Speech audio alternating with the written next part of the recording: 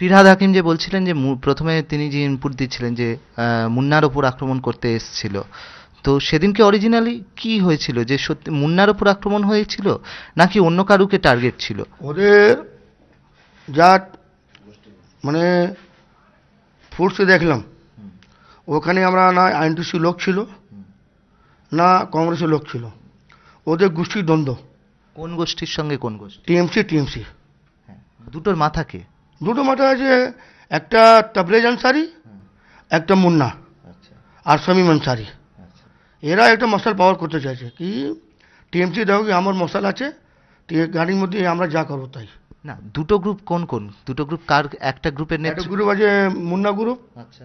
একটা আছে রঞ্জিতশীল গ্রুপ, হ্যাঁ আর একটা আছে তবরেজ, যার 135 নম্বর ওয়ার্ডে হ্যাঁ। যার বউ কাউন্সিলর রবিনা নাথ, আচ্ছা যার এমআইসি ছেলে।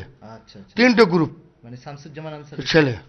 আপনি এইখানকার যে পলিটিক্স, এখানের যে রাজনীতি, তাতে যদি মোক্তার না থাকে তাহলে কি অবস্থা হবে?